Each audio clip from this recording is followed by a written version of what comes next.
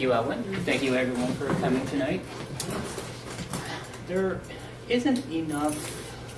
aren't not enough superlatives in the dictionary to describe tonight's presenter. You're going to have to speak up with Mr. There are not enough superlatives to describe tonight's presenter. I've known Bill since I walked inside the library 17 years ago as this naive 17-year-old kid delivering the interoffice mail inside the library. And when I did meet Bill 17 years ago, I was just bombarded with so much knowledge. This man who has eventually, I've come to figure out, to be quite the historian, the archivist, the book collector. If it's dealing with California, this man knows it all. I've known his father also for quite some time. His father is a also well-known historian on the desperados of California. Bill Jr. here is probably one of the brightest individuals I know, and I know quite a bit of people. He is the one person that I can always come back and talk to and ask questions, and Bill will always have that answer there. I apologize if I am speaking not loudly enough. There you go. I can scream, but I'd rather not. Bill is a consultant for a number of agencies. He's an archivist for Sun-Made Raisin Industry. And more importantly, he's a good friend of mine. And without further ado, Bill Secrest Jr. Just be careful with those vocal cords, Chris. Fortunately, I usually don't have any trouble filling up a room like this one without a microphone. I know it can be hard sometimes, and you were way too kind to me, but I'll go ahead and take those compliments as long as you're willing to offer them. For different groups, two things. I always try to do something that is relevant, that they're going to be interested in and have an obvious interest in. And I always try to build the presentation from the ground up, and I don't cheat. In other words, I don't look at one book and take everything I need from it and rip off somebody else's work. I try to give everybody some insights that they're not necessarily going to get somewhere else just by reading a source or two. So that's what I've done tonight. As far as the subject is concerned, we're going to be talking about William G. Kerckhoff, who, as you can see, is the man who put the Kerr in Kerman. Now, he's a subject that I've been aware of for a long time, and actually, until I got into it and I started looking at him closely in order to do this talk, I didn't realize how rich and varied and yet relevant to California and even world history William Kerckhoff is. But as this whole thing plays out, you'll see how that works. It really surprised me. I know it'll surprise you too. So anyway, this is again a talk that's been built from the ground up. I think I found some angles that even those who have some familiarity with the story might not have seen before, and that's what I always hope to do. If something in here you had no idea existed or were unaware of, then that satisfies me as a speaker, because I always feel like it's terrible to go to a meeting like this and talk about some subject, and after the speaker is done, it's like, well, gee, that was nice, but I pretty much knew that story anyway. I think there are some wrinkles in here that you won't be aware of. So with that, I think we might take the lights down a little bit, or can you all see it? If it works, One light's already down. If you want it totally off, we can do that. As long as everybody's satisfied with what they can see on the screen, I'm happy with it. And we'll just go with that. So, okay. I'll go ahead. Excuse me, get started. So, William G. Kerckhoff, and let's Sure. So there he is, very distinguished looking, very prosperous looking, and really one of the unsung pioneers of California history. Some people have latched onto the fact that his story remains important to us, and others have yet to be clued into it, I'm afraid. But after we're done tonight, I don't think anybody here is going to question what significance he has, not only to Kerman, but to a lot of other subjects as well.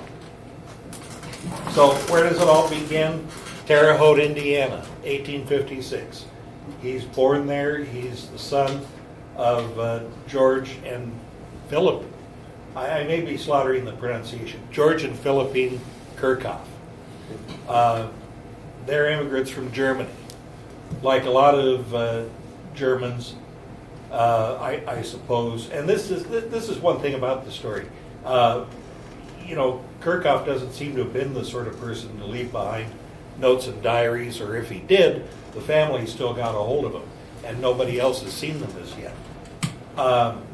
I'm suspecting that, like a lot of other people who were living in Europe in the mid-19th century, the Kerckhoffs were interested in going to the big, more open than Germany spaces of the Midwest. So they ended up in Terre Haute, and George is in business there as a saddler and a hardware store owner. And so William is born there in 1856. Unfortunately, this is the view of, and I looked and looked, sometimes you have difficulty trying to find a picture of a town when it's getting off the ground in the 1850s, 1860s, not long after the beginning of photography. I couldn't find anything that showed Terre Haute somewhere around the Civil War era. So this is the way it was in 1880. I would imagine that Terre Haute was maybe about half the size of this when William Kerckhoff was born there. But whatever. He was born there. He spent his early years there, but then he ended up making a trip in his early youth back to Lingen in Germany, which is the ancestral home of the Kerckhoff family. Why did he go there? Again, I haven't seen any family information that tips it off, but while America was a land of opportunity at the time, Germany, which at the time Kerckhoff would have been visiting there in the late 1860s, early 1870s, Germany was recently unified, and it was a noted center of education. You know, probably there wouldn't have, at the time, if you'd compare an American high school to the German equivalent, it wouldn't be too terribly favorable. So my thinking is Kerckhoff probably went over to Lingen, and probably he stayed with relatives or something, but explicitly he went there to attend the gymnasium, which is the German equivalent of high school. So, okay, great, that's what he does. Now the next question is, to my mind at least, and my mind works kind of strangely with these things because I'm a historian, of course, but I was thinking, so he goes to high school there. Is the high school still there? Yes. I am reasonably, you know, my German is fractured.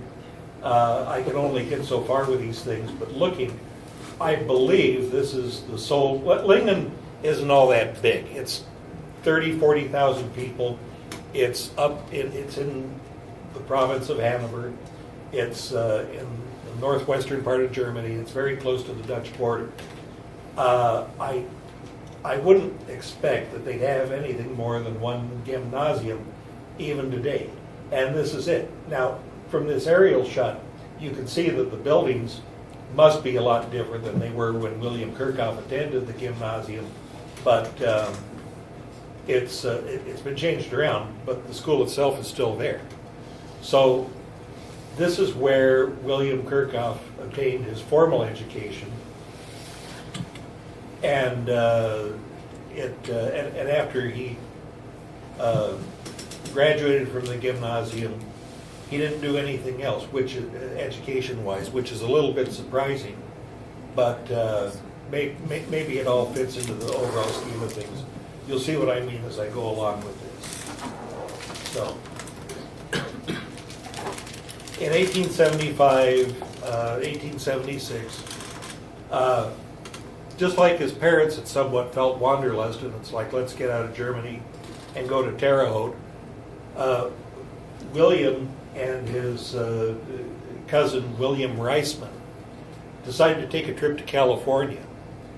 And one thing that is mentioned in a memoir concerning William Kerckhoff that was written many years later, on this 1875 trip, he had gone through the California cities, which were all fairly small at the time. But he'd also hastened to go through Yosemite and the Sierra. And he was very impressed by what he saw.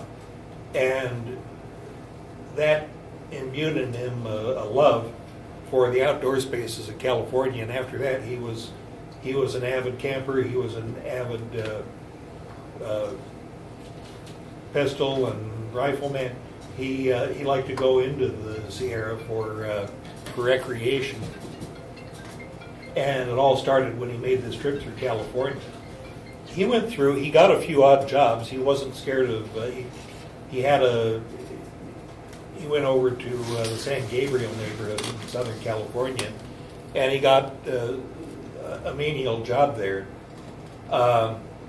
He was even though he had what was probably a fairly high-toned education at the time in Germany, he didn't mind rolling up his sleeves, getting his hands dirty or anything.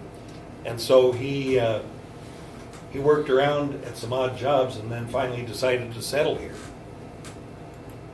When it came to settling, that was several years later, and he decided that the place to go was Los Angeles. Los Angeles in 1878. Now, unlike Terre Haute, I was able to get a decent shot of Los Angeles at the time Kerckhoff permanently moved there. As you can see, it's kind of a grimy, dirty town there. There are wide streets, but they aren't paved. Everything is still horse and buggy and everything else, but and the population. This was before, this was before modern transportation. This was before there was a harbor or anything else. But Kerckhoff saw something in this, and you certainly couldn't underestimate his talent for creative vision. We'll see that in spades as we go along with this. His first business venture, and this is a picture of it, the Jackson, Kerckhoff, and Kusner's lumber yard in Los Angeles. Kerckhoff looked around and he figured that there was a really great future in lumber in California. California was becoming popular as a state. People were moving in. There was a continuing demand for lumber, and he and his partners did an excellent job with this. And before the lumber yards finally went into other hands, I think they had about 12 different outlets throughout Southern California, and they supplied the boards that assembled a lot of communities down there. And to get a sense of scale, you can see the locomotive just behind the fence. This was a good-sized operation, and this is 1880, when Southern California was still overall relatively small. So this was an incredible success, and it seems like in Kerckhoff's career, he just went from one major success to another and another. But it all began with the lumber yard. In 1883, he marries Louise, who also came from Terre Haute. And sadly, I found out there's a good oil painting of her, and I discovered it when I finished putting together this PowerPoint. And otherwise, I would have stuck it in there. But at any rate, this is Louise, who was, her maiden name was Ashman, and she and William ended up having 2 daughters, Marion and Gertrude. And I'm sure that her parents were pleased that it all happened, because you know, if you're rather young, as Kerckhoff was at the time, and you're a partner in a lumber yard that's that big, you're obviously on your way, doing well for yourself.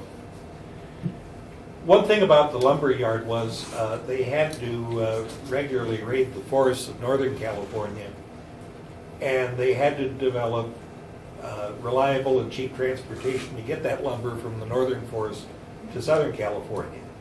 So the answer that Kerckhoff and his partners had was to build the Pasadena, which was an innovative ship. It was designed for the purpose of lumber transport, but it ran on oil. This is when steam was dominant, but steam power was also, as everybody who knows about the 19th century, it was unreliable, and the boilers could blow up on you and everything else. This ship ran on oil. It was very reliable. It was in service for a long time, and it heralded the development of a whole new technology for seagoing vessels. So that's an interesting wrinkle in the story of Kerckhoff and the lumber yards. The other thing about the transport business was, obviously, sea travel was going to be the most efficient way to get the lumber down from Northern California. That necessitated the building of a good port, which wasn't available at the time. Such port facilities as there were centered around San Pedro, and Kerckhoff and partners had to build a number of wharves here. And so they were instrumental in the building of San Pedro. And they helped make it to what it is today. And that's from a different angle, but that is what it looks like today. And they were, but because they were high volume users of the port, Kerckhoff and partners were essential in the building up of what became one of Los Angeles's major commercial resources. Now, we go forward to 1896. Kerckhoff's done very well in the lumber business, but he's aware of other opportunities, and this becomes very obvious in the next few years. He's got an ice house, and he's trying to figure out how to make it run more efficiently, and then somebody notices that there's that over in the San Gabriel neighborhood, there's a good-sized drop from the mountains, and they're thinking, well, we could we could have an aqueduct going down from the top of the mountain down to the powerhouse. It turns the turbines, and we can power the ice house that way. So that was how the Azusa powerhouse came to be, and it was one of the earliest of its kind in California. And this is 18. I want to say 1896. Am I? Yeah. And I'm right. It's 1896, and as yet, electric. What power there is in California is mostly gas, and electric power is relatively obscure and unavailable. But Kerckhoff figured out how to make it work in this particular neighborhood. And somebody else who figured out the whys and wherefores, and who became one of the principals in the San Gabriel Power Company that was formed from that powerhouse was Alan Balch. Alan Balch was an engineer from who had graduated from Cornell, and he had decided to come out west. And he obviously knew a thing or two about hydrology. He became the general manager of Kerckhoff's San Gabriel Power Company, and he became involved in a lot of Kerckhoff's other ventures. They were firm partners for a number of years after this venture started. The crummy little powerhouse that I showed in the previous slide gave way to a much more substantial operation. You can see how, from this photo, how there's a drop from that mountainside to help the water velocity and everything else. And the building that you see over there on the left is the powerhouse that ended up replacing that ramshackle thing that you saw earlier. So they kept on improving this system, and this is, as you can see, this is the way that that setup looked in 1950. But it was used for many years afterward, and it has a real place in the hydroelectric history of California and the western United States. But Kerckhoff didn't stop there. As I said, he was always looking for other opportunities. He looked down the coast of California, and in 1900, which was a banner year for him, one thing that he started was the South Coast Land Company. Come out to Del Mar, which is the city that's on the northern end of San Diego on the coast. Great place to build a cottage or a summer home or whatever. So he and his partners in the South Coast Land Company began to subdivide that area. People began to build cottages. It went over very, very well. Testimony to it, there's Del Mar today, and the centerpiece of it, of course, is the world famous Del Mar racetrack. And at any rate, if you've ever wondered where did Del Mar get its start, well, it was thanks to Kerckhoff and the land company, and it grew and grew from there. There was a fortune inside the development of Del Mar itself, but that was just one thing that he was involved with. It gets better. After Del Mar, well, actually at the same time as Del Mar, Kerckhoff and a number of other investors turned their attention to a place called Morocco Junction. Can anybody here tell me what Morocco Junction was, or what it became? Pardon? Riverside? Nope. India. No. I'll tell you what Morocco Junction became. Beverly Hills. Oh my God. So, as I was saying, easy enough to make a fortune of your own at Del Mar, but he was one of the leaders in the development of Beverly Hills, along with several other people who also cleaned up. So the bottom line here, William Kerckhoff was instrumental in the development of some of the most valuable real estate on the face of the earth. And the story gets better, trust me. One interesting sidelight. One of the partners in the Morocco Junction, Beverly Hills thing was Charles Canfield. Now, Charles Canfield is another one of these unsung pioneers in California history. He went down the roadaways here, and he was one of the major oil people in Kalinga. And he and Kerckhoff didn't have any ventures up here in Fresno County, but they were partners in the Beverly Hills early development. And I think that it's awfully interesting. Because these guys were large-scale investors and everything else, it's not surprising that they had a joint venture somewhere. But I think the fact that both Kerckhoff and Canfield are tied up with Fresno County history, but they really got acquainted in Los Angeles, is something that's interesting. And then, also in that banner year of 1900, Kerckhoff and Jacob Manser come into Kerman to get Kerman started.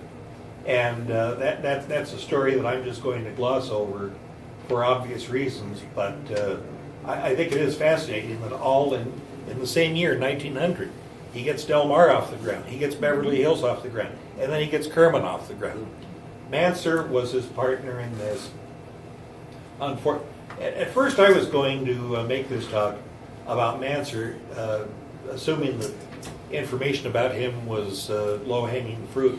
It's really not. There's not too much known about Manser. I can tell you this. He made his fortune in the flour, as in F-L-O-R-U, the flour business in Chicago. Then he decided to pick up stakes and he moved to Pasadena in Southern California. There, somehow, and I'm not exactly sure how, he got well acquainted with Kerckhoff. And then they decided to do the Kerman thing together. And as you know, that took off. That had a life of its own.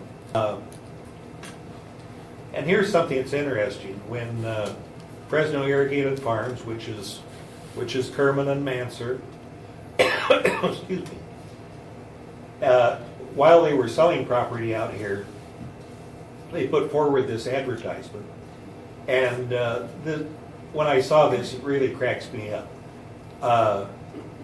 Does anybody know what we're looking at in the picture there? Good guess, but that's not it. Is that the Fresno Water Tower? It's not. It's a water. It's a tank. It's a tank house. It's not. And it is a water tower of sorts. Is it But Sunnyside Country Club? Thank you. You got it. There. You got it. It's the sun. It's the old Sunnyside Country Club. Before there was a woman. There was a man named William Uthout who owned that property, and that's the old Uthout home with the tank house adjacent to it.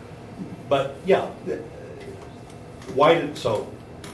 Here it is. They're advertising property around Kerman, and yet they're advertising what ends up becoming the Sunny. To figure out what's going on here. The homes in Kerman, such as they were, probably didn't look like a lot, and they had a lot of undeveloped land around them. What they wanted to do was sell the vision of a very prosperous Central California utopia to anybody who wanted to buy from them, and so that's why they picked Sunnyside to represent Kerman. You can't much blame them. It's salesmanship, but you know, everybody gave it time, and Kerman eventually did improve, as we all know. And then here, of course, Kerckhoff Park gets named in William Kerckhoff's honor for obvious reasons, and that's the outstanding landmark here that's associated with it. Okay, so the Kerckhoff power empire continues to expand. The Ontario Power Company, and this isn't Ontario, Canada, but Ontario, California. This gets started about 1895, and Kerckhoff realizes that electric power is going to be the up-and-coming thing.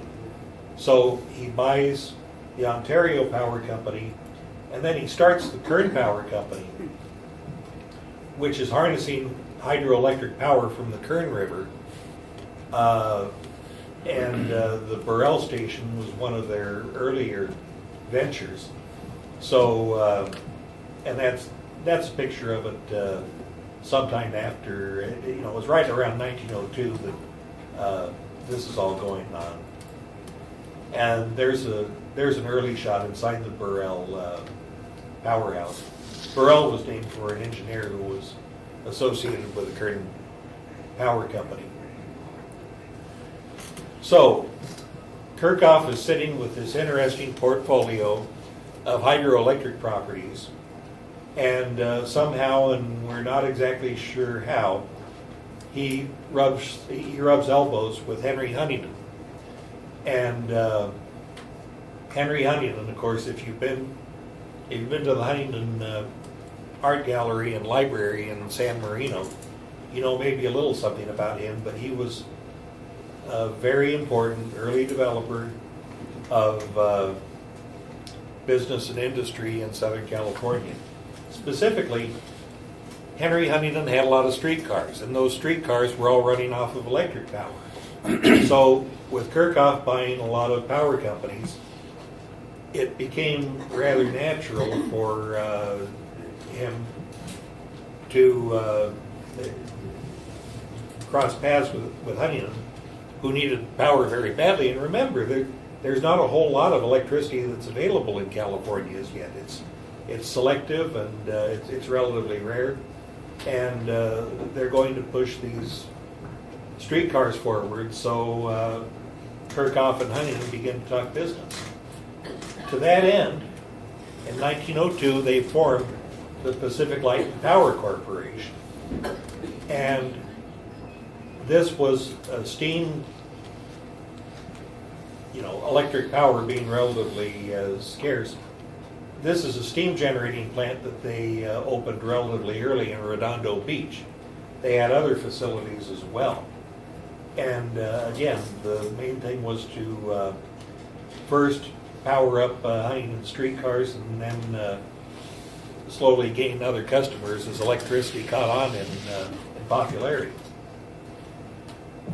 So while Kerckhoff and Huntington are figured, and Balch, who was also involved in all these operations because of his engineering skill and presumably managerial skill as well, because he was always at the top of the things. That triumvirate began to look beyond Los Angeles, beyond Kern County, to other sources of power. This led them back actually to Fresno County, where an engineer named John Eastwood had gone into the Sierra during the 1890s and had looked around, and he was saying, we've got some high mountains here, we've got we've got a good-sized watershed, we could reap the bounty of this place, and this would be an ideal location to generate a lot of hydroelectric power. Eastwood and some other people put together a powerhouse on the northern fork of the San Joaquin River, and they operated it for a while, but Fresno, of course, this was a power system that was supposed to service Fresno, but the city of Fresno, that is, was relatively small and somewhat uninterested in investing in electricity. So the San Joaquin Power Company that Eastwood and Company formed ended up folding. Enter Huntington and Kerckhoff and Balch, who purchased the old Eastwood enterprise and turned it into the San Joaquin Light and Power Company. And from here, they weren't in Kansas anymore.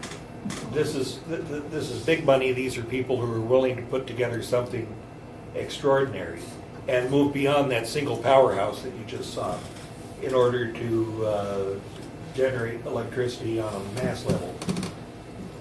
So to that end, they began to look at Eastwood's plans and decide, yeah, we could really do something with this. In the meantime, Kerckhoff was back in Los Angeles, and he decided, probably with some pocket change, to erect the Kerckhoff building down there. And Los Angeles being what it is, when you see stories about things like this, you wonder if they left an elegant old office building like that alone, or if they knocked it down in order to put something else.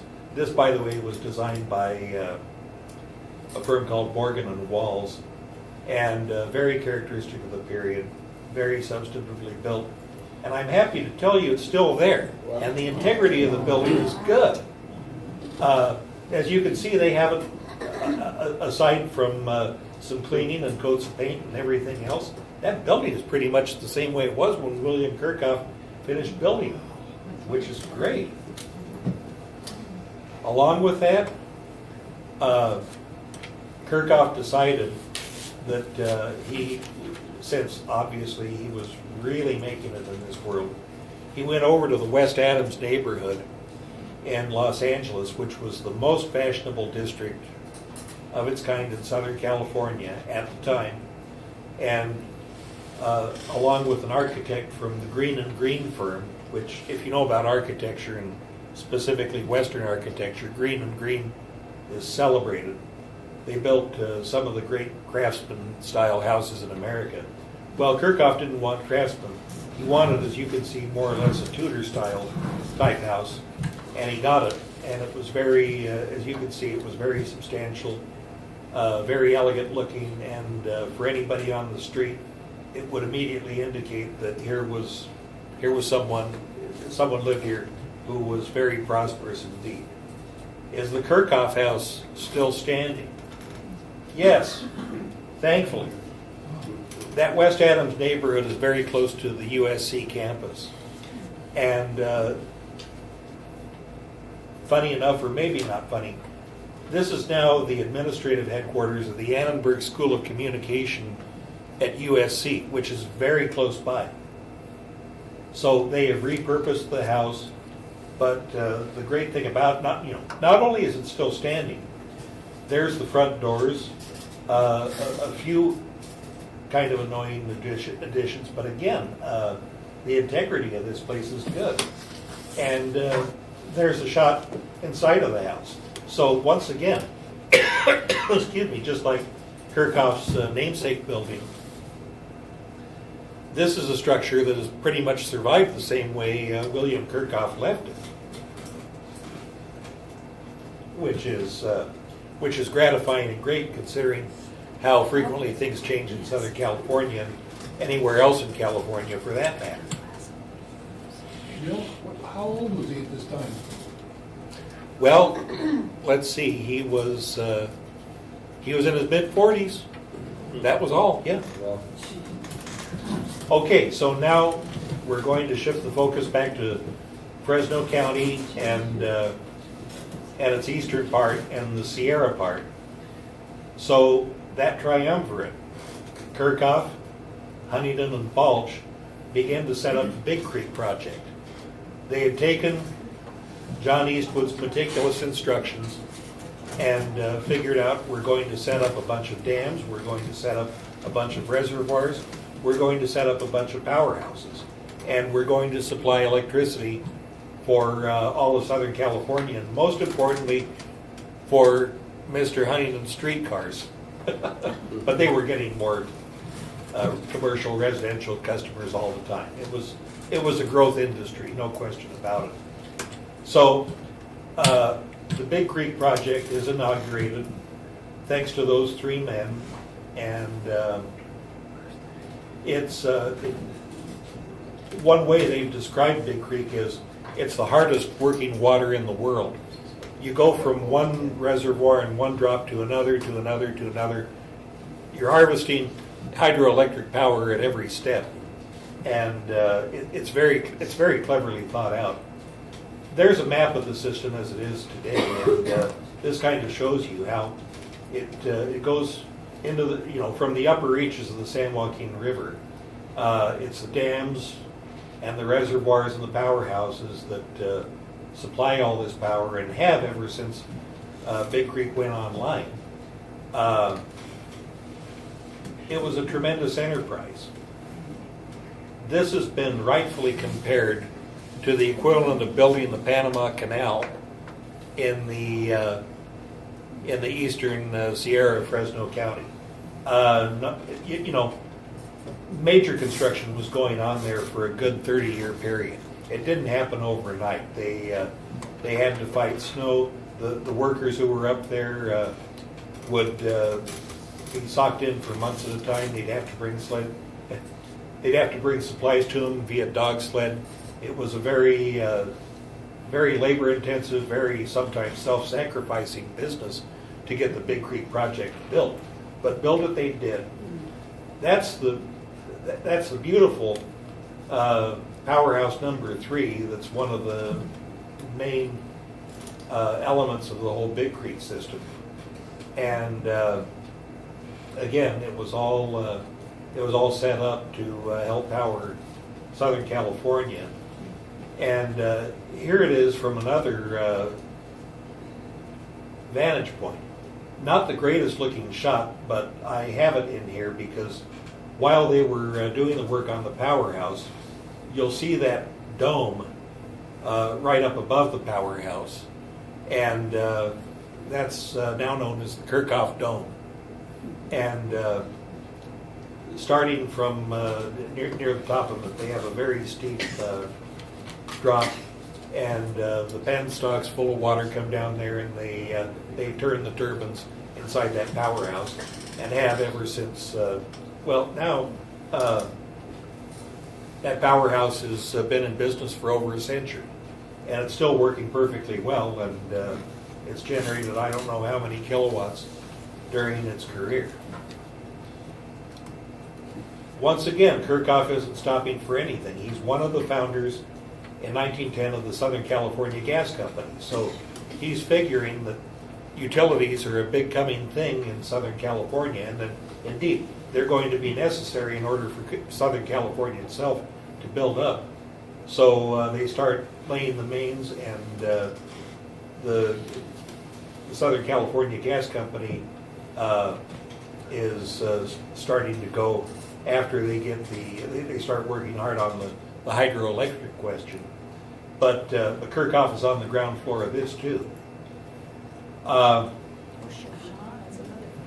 A.G. Washan, after the San Joaquin Light and Power Company was reformulated and put on a good financial footing, he was the person who managed all of their affairs up here, and along with Kerckhoff and Huntington and Balch, he became a central figure in the story of electric power in Central California. Washan was another person, and you know, Washan Avenue in Fresno, it's named for him. He became a prominent citizen of Fresno. His descendants are still around. He also got interested in something called Huntington Boulevard. And as I'm sure some of you have done, going around that very elegant neighborhood where Washan had a good-sized 6,000 square foot house that's still there. But this was all part of what was known as the Alta Vista Tract. Washan laid it out, and when he did, he was careful to commemorate his business associates with it.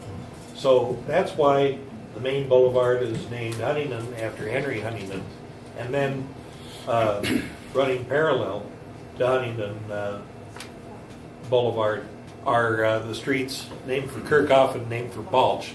So if you wondered where it all came from, this is it. That's the connection. It goes from the power interests to Washan developing this tract and then naming the streets after his business associates. And the naming doesn't stop there. Kerckhoff got the Kerckhoff Dam, which is somewhat lower in the, meaning it's closer to the valley. It's somewhat lower in the Big Creek scheme of things. This somehow, I think, has become a PG&E property. But this is an early shot that shows you the dam and and shows waterfall and incline railway.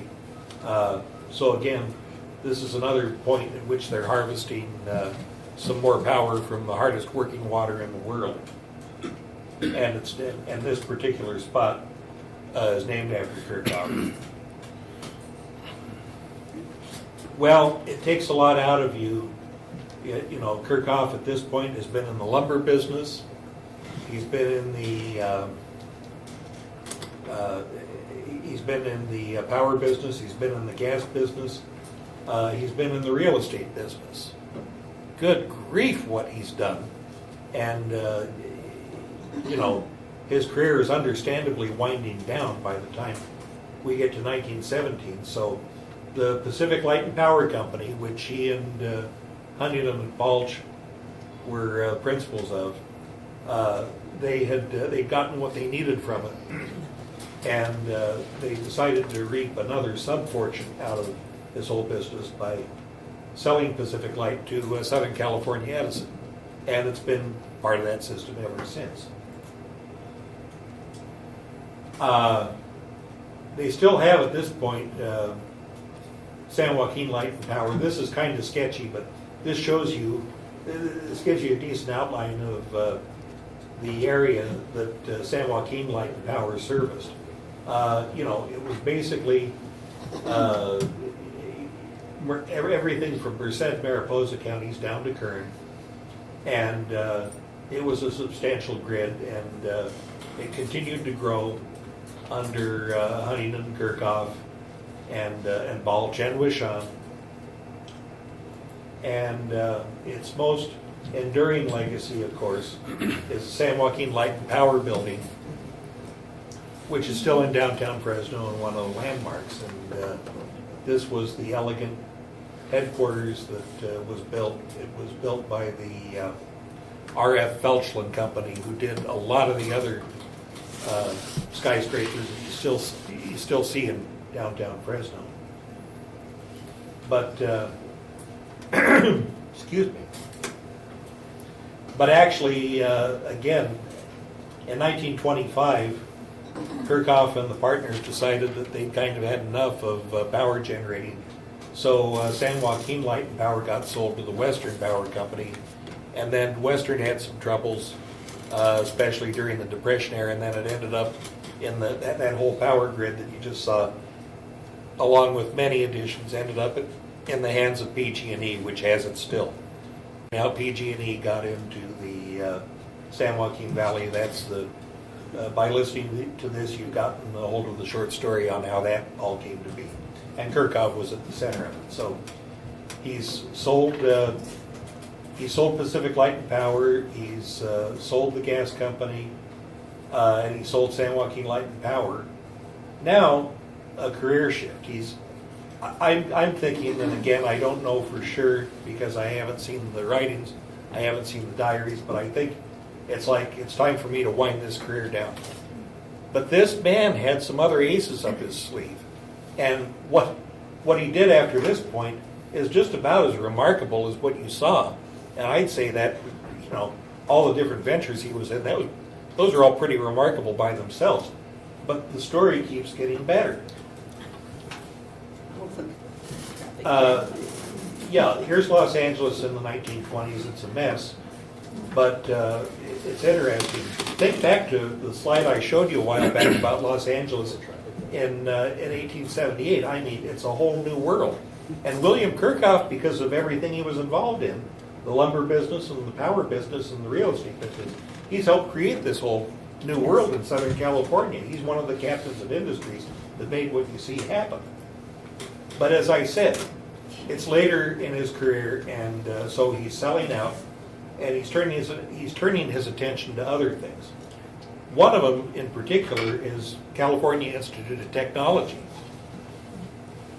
In the 20s, they were, thanks to the climate and all the other amenities, and when California had fewer people, it must have really been magnificent, if you ask me anyway. But Caltech was getting a hold of some top-flight scientific talent. And Kerckhoff was interested in this. He became part of it. He became a trustee of Caltech. So he goes from rubbing elbows with the titans of Southern California industry to rubbing elbows with Nobel Prize-winning scientists. He asked Caltech, would you like a laboratory? And they say, sure. He spends $1 million in the 1920s, which is substantial in itself. And he built the Kerckhoff Laboratory on the Caltech campus in Pasadena, and it's still there, and it's still been serving students and faculty ever since. In particular, Kerckhoff got to know Thomas Hunt Morgan, who was a Nobel Prize winner. And Thomas Hunt Morgan is not exactly a household word, but he was one of the founders of modern genetic science. In the 1880s, they figured out what chromosomes were. In the early part of the 20th century, Morgan, who was teaching at Columbia at the time, was interested in the genetics of the fruit fly, and he began to investigate it, and he found out, oh, genes are these things that overlay the chromosomes. And they determine characteristics of heredity and everything else. This was a major development in science. And then, of course, this was all refined in the 1950s when they discovered DNA, which are the strands that make up genes. So here Morgan was, in kind of the middle development of genetic science and won the Nobel Prize for it. And he's over at Caltech. He's very interested in marine organisms, so Kerckhoff says, well, would you like a laboratory? Morgan says yes. So they build the Kerckhoff Marine Laboratory in Newport Beach. And this, too, is a facility that's been used by several generations of students and faculty at Caltech. It fell into disuse. It's kind of weird. As you can see, Newport Beach is all built up now, and that relatively open vista that you saw is now, it's now all clogged with other buildings. The facility's still there, but Caltech kind of lost interest in it. Now I understand UC Irvine and Caltech are trying to revive this thing, and they say it's unusual because there really are relatively few facilities like this. You know, up in Monterey Bay, you've got the Hopkins Lab, and then you've got this one in Southern California, but in between there's hardly anything. And there's a lot of vibrant life marine life off the coast. So they are trying to revive this thing at the time, which is a nice tribute to the memory of William Kerckhoff. So all this generosity and everything else, a career that is remarkable by anybody's standards. But like any other career, it's got to come to an end. So Kerckhoff passes away in February 1929 in Los Angeles. And this is the notice that runs in the Los Angeles Times. And before I go any further, does anybody notice anything unusual about that obituary? Hopefully it's readable. Funeral was at home. Pardon? Funeral was at home. Yeah, that's a little bit unusual, but there's something else in here that I'll give you a hint. It's got special relevance to Kerman, if that's a hint. Yeah, it's a little bit of an ice cream. I'll cut to the chase here. When you get to the last paragraph, the honorary pallbearers are J.F. There are lots of great names here. H.W. O'Melveny. Henry O'Melveny was a close business associate of Kerckhoff. He was so impressed by Kerckhoff that he wrote what is still the only separate biography of him ever published. And Henry O'Melveny was a founder of O'Melveny and Myers, which still exists in Los Angeles, which is one of the preeminent legal firms in the world, and it's still there. And Henry O'Melveny got it off the ground, and he and Kerckhoff were closely associated. J.F. Sartori is another name you'll see there. If you're old enough to remember Security Pacific Bank, Sartori's the guy who got that off the ground. He too was closely associated with Kerckhoff. And then there are a whole bunch of O'Melvenys, and then there are several Cusners. Cusner being the lumberyard partner that Kerckhoff had. But if you look in the if you look in the last paragraph, you'll see J.J. Mauser. Well, that's Mansar. That's Mansar Kerman.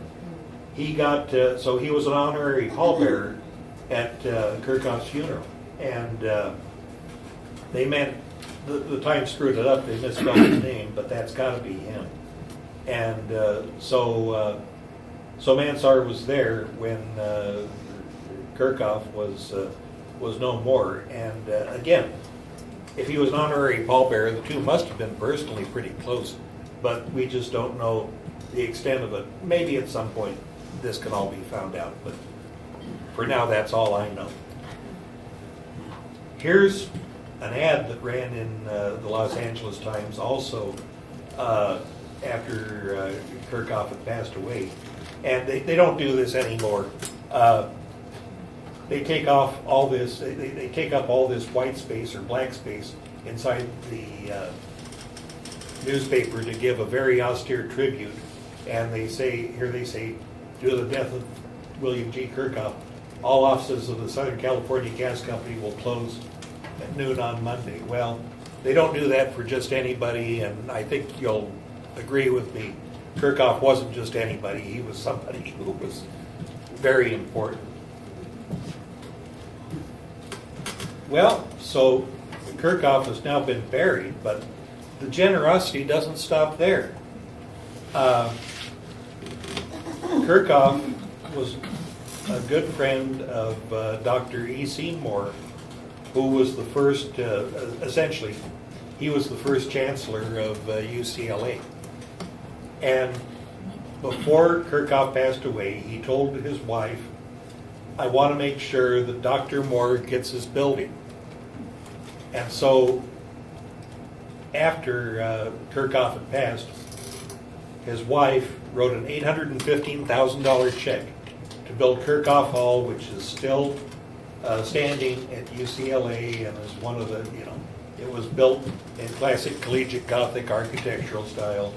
Still a prominent landmark on campus, and it's been host to a number of associated student activities there for many years. And it's all standing there thanks to William and Louise Kerckhoff. And I tell you, in 1931, an $815,000 check was nothing to sneeze at. That was a lot of money in the Depression era. And it doesn't stop there. For years, Kerckhoff had a bad heart. He went back home to Germany, and he went to Bad Nauheim, which is, if you know anything about the geography of Germany, and I'll fill you in if you don't, it's about 20 miles north of Frankfurt, so it's kind of in central Germany, the central part of Western Germany. Bad Nauheim was celebrated for years. It had, there were therapeutic spas there. A lot of doctors moved into the neighborhood to service the people who were there to take the waters and improve their health. So it became a center of heart research. Kerckhoff felt apparently that these people, the physicians at Bad Nauheim, had helped him out for years. So his wife, in his stead, after Kerckhoff's passing, founded the Kerckhoff Institute at Bad Nauheim. You can tell this is a color shot, and those cars are relatively late model. The Kerckhoff Institute is still there, and it's a research facility and a hospital for people who have heart problems. It survived the Nazi era, it survived World War II, and so it's a continuing part of the Kerckhoff legacy. You go inside the building, guess what? There's a bronze bust of Kerckhoff, and it looks like he's wearing a toga or something, so they, which is what they do when they do a bust of an eminent man. They put him in kind of classical garb sometime as an homage, and that's exactly what they've done with Kerckhoff there. But I just discovered this last night. I was surprised that they had a bronze bust of him in Bad Nauheim, but they do. And then the latest of all the Kerckhoff memorials, in the space of this talk, I can't even tell you. I told you about the main companies he was involved with. I can't tell you about all of them. He also had a trolley car company that was in Upland, down south, and they decided to do this nice memorial to him. Where, as you can see, they show the early power company buildings, they show the streetcar, they show what might be the Pasadena, the ship that I showed you earlier, and they show the waterfalls and hydroelectric power generating. So they got the whole panorama of his life at this old trolley car station down in Upland. So it's interesting. In Southern California, they have not forgotten him, and given what he did for Southern California, I think that's rather appropriate. And it's good to see that they're keeping his memory green in these multiple places. But when all is said and done, as you can see, Kerckhoff's name is still out there and it's still recognizable in a lot of places. But when it comes to ultimate memorials, you know, it is pretty important when you have a whole city named after you, and a city is a breathing, living, hopefully thriving organism. And to get that started in the course of a career is something that's special. And it's also extraordinary in that Kerckhoff did so much else for California and for Fresno County.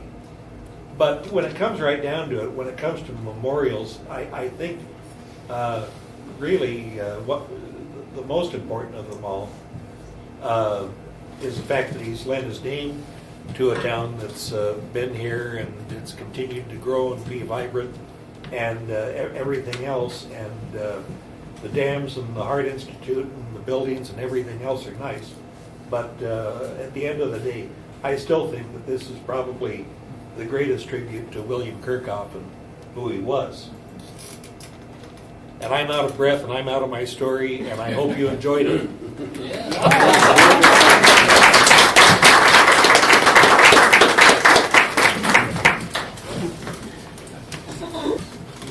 So it's all about him. What about his wife, and how many children did they have? He had, I kind of glossed over that, they had two daughters, Marion and Gertrude. They have descendants, and interestingly, at Kerckhoff Hall at UCLA, they've had a portrait of William for years, but they didn't have a portrait of Louise. The Associated students chipped in and they commissioned a portrait of Louise, which was unveiled there just a couple of years ago, and Kerckhoff's granddaughter was there as the honored guest. And so, yeah, one of the daughters married a man named Holmes, and the other one married a man named Young. And so the Kerckhoff name wasn't preserved, but there are descendants still alive in Southern California. Who was his main backer? You said he went to, born in Indiana, whatever, lived there, and then he went to Germany for high school, and he came back to California, and picked up odd jobs all over the place. He did. And then all of a sudden, seems like he got into big projects right away. Who was his backer? Where did he get all his funding? You know, Southern California was a smaller place. At the time, you could probably get, in many respects, you could probably get financing and credit more easily than you could today. And it was a more open kind of business climate. Kuzner and Graves, who he was associated with, they were also prominent people, and I think really his fortune exploded when he got together with those two other guys and they pooled whatever else they had. And Kuzner and Kerckhoff became that alone became a huge business, and it was that went on alongside all the other ventures that I was talking about too. That lumber yard was around for that lumber business was around for a long time. But I think it was the fact that he fell in with two exceptionally talented partners, and he was no slouch for business as it was either. Years. Yeah. And my grandfather worked at Kerckhoff Lumber Yard and convinced him to move to Kerman and buy 10 acres. Yeah, yeah. And it's a chain reaction thing. One thing leads to another in this whole business, and I think that's also made clear by the whole arc of his career. one venture trips another switch, and the whole enterprise just keeps on going. Was it through some land company that he came up here into Kerman? He was the land company. He and Manser got a hold of a tract, and because irrigation was easy, you know, we had to keep, in this county, excuse me, we had to keep building irrigation canals westward to get a hold of water from the Kings River. And the Enterprise Canal came out in this direction. Kerckhoff and Manser got a tract of land, and then they began to subdivide, which is how a lot of the major fortunes in this neighborhood were made. And that's how Kerman got off the ground. Bill, how did Kearney had most of the tracts around here? Did he buy it from, or was that tract available? How did he get a hold of this tract? Same general principle. The Bank of California, the federal government, and other operations owned large tracts of land, and then the developers came in and bought those large tracts and subdivided. Just like what they do on a smaller scale with housing today, only they were doing whole farms at the time.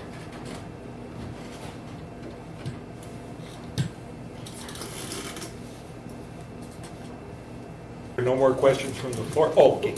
How did the term Kerman, was it their decision or community? I think it was their. I think it was their decision, which is understandable. But Kerckhoff was no slouch at getting his name on things, obviously. But